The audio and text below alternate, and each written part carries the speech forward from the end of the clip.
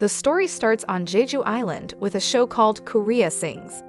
This show is popular across the country, and two 9-year-olds, Cho Samdal and Cho Youngpil, are in the audience. It's the year 1994, and they feel nervous about performing. Even though they are called the Pride of Jeju, Samdal is scared on stage. She compares herself to a determined dragon, wanting to achieve more in life beyond Jeju Island. On the other hand, Youngpil lacks ambition and wants to stay on Jeju Island forever. Their lives take different paths, but for now, let's appreciate the beauty of Jeju Island. However, this beauty doesn't reflect in Samdal and Youngpil's relationship. After getting close and romantic, they go separate ways. Samdal goes to X magazine in Seoul and confronts her cheating boyfriend by pouring water kimchi on him. The story then jumps back 15 hours earlier when Samdal catches her boyfriend cheating at the office. Enraged, she decides to make him pay, creating a scene at X magazine.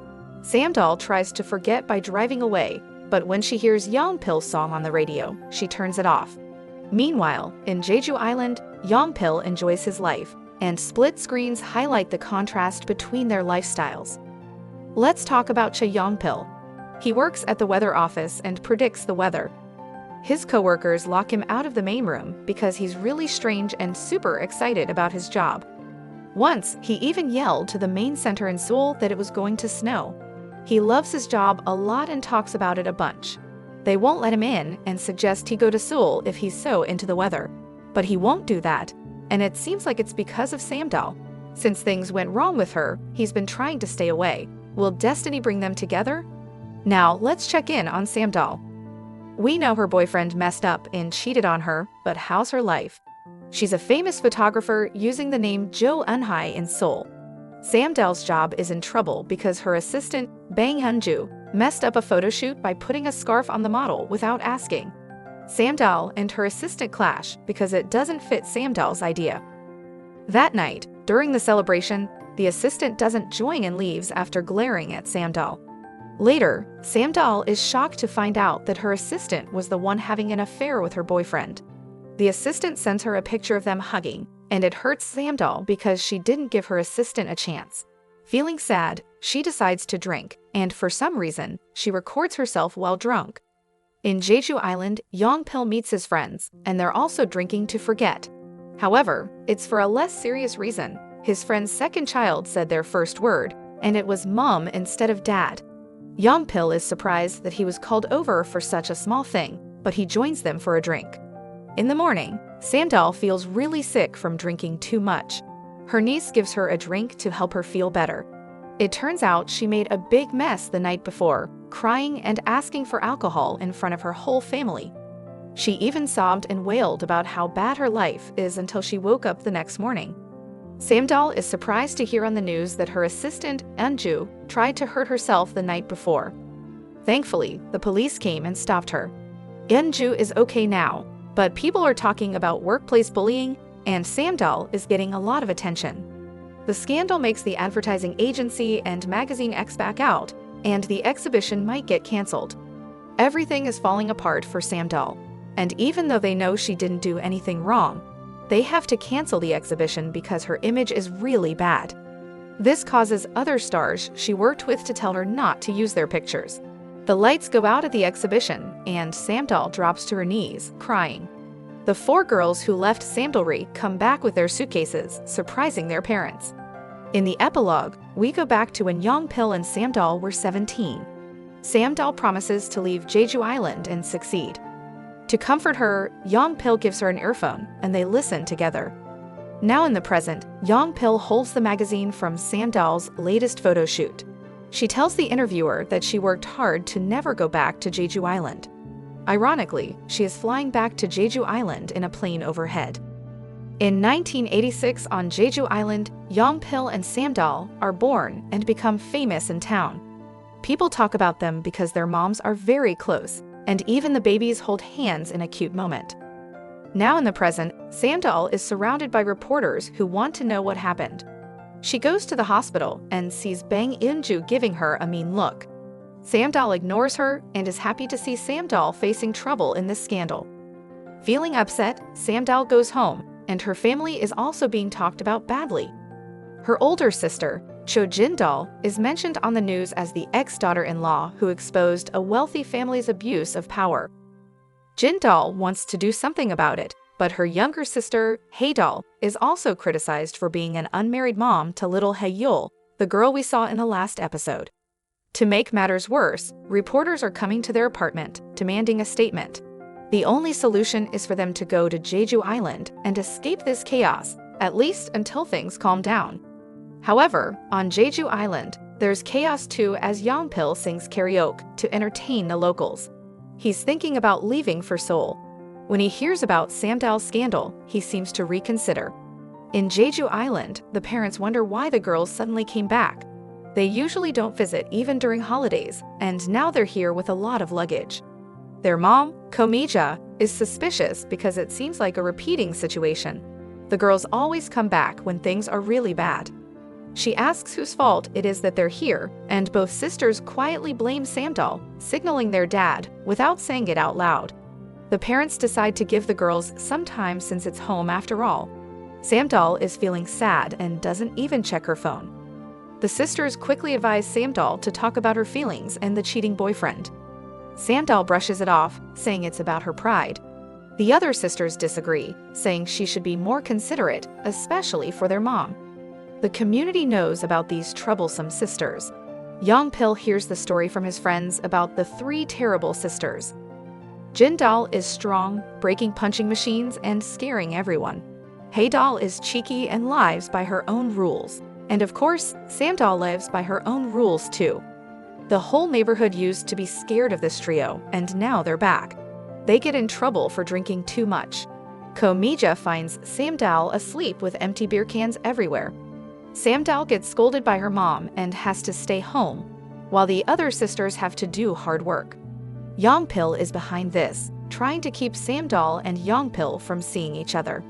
However, everything changes when Yong-pil comes to the house. Samdal rushes into the bedroom and accidentally gets her trouser string stuck on the other side. Seeing the messy place, Yong-pil thinks there's a thief and calls Gyeongtae and Yeonnu for help. Yong-pil forcefully opens the door and finds Samdal in front of him. They both remember their tough breakup. After a moment, they let each other go. Yong-pil acts normal, covers Samdal with a sheet to protect her from his friends, and sends them away. He apologizes for the confusion and clears up the situation before it gets worse. That night, Ko-mija talks to her friends by the docks and finally hears the truth about why the kids came back. However, they tell her about Samdal misusing her power without saying Samdal's side. Samdal drinks too much and ends up by the shore, thinking about going in. Yong-pil shows up and tries to stop her, but he slips on the rocks and falls in. Samdal remembers a time when Yong-pil almost drowned before, and it makes her act quickly. She rushes down to save him. Later, we see Yong-pil and Samdal sharing candy called soulmates.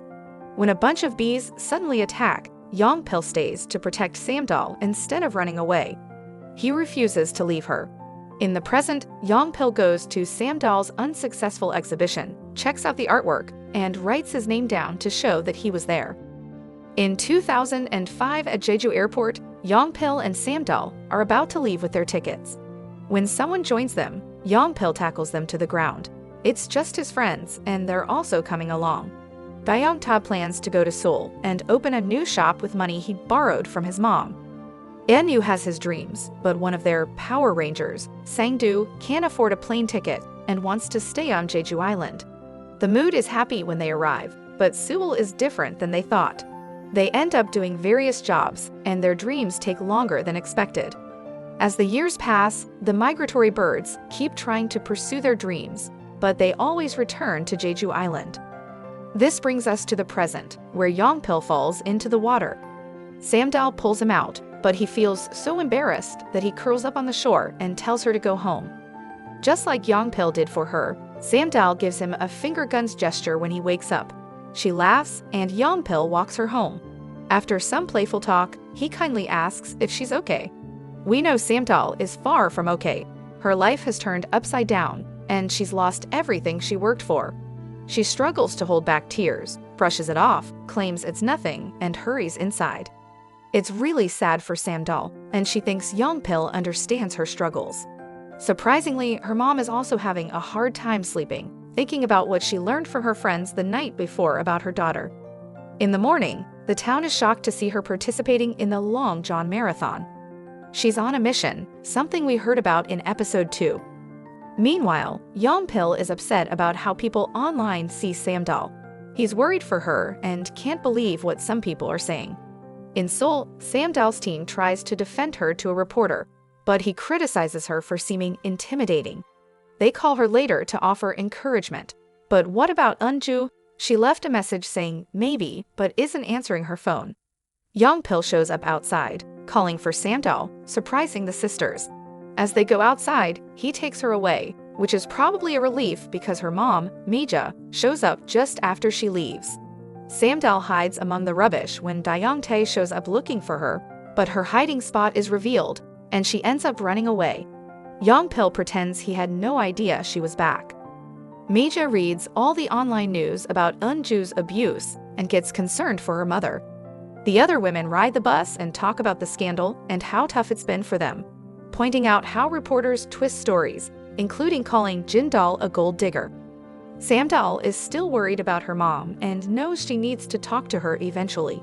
She goes to see her, but Mija avoids the conversation and tells her daughter to hang up the laundry.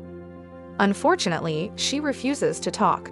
When Samdal tries to go outside, she finds Anyu and Dayoung-tae spying, waiting to catch a glimpse of her after 8 years. She doesn't come out, so the pair leaves. Sang-do arrives in his flashy sports car, but it's just a quick moment as he speeds around the streets. However, he ends up at Samdal's place, warmly welcoming her before catching up with the boys. Dayoung-tae wants to see her, so Yong-pil goes to encourage Samdal to join them for a drink. Yong-pil tells Samdal that it might not be a good idea to be alone with her thoughts. He doesn't want her to do something foolish, hinting that she might think of suicide. However, she points out that she was just drunk, and besides, she's a good swimmer. On the way, Yong-pil admits he's glad to see her and was curious about how she's been doing. He awkwardly asks her how she is, given their shared history. When they arrive, Dayoung-tae messes up by saying mean things about Samdal, expressing that he's glad she failed. Samdal responds that she hasn't failed and is only here for a short time. However, the damage is done, and Samdal decides to walk away. Yong-pil follows her, and finally, Samdal opens up in front of all her friends. She starts crying on the ground, insisting that she's innocent and what they're saying isn't true. In the middle of the night, Mija wakes up and talks about Samdal's current situation with her husband. She confesses that she's been afraid to ask Samdal for the truth. After all, she hasn't seen her for 18 years, so there's a lot of healing to be done. Later, we go back to see Endu making his noodles with mackerel. However, he's not alone as the gang shows up to celebrate his birthday with seaweed and cake. Even Sang-do sends over some mackerel.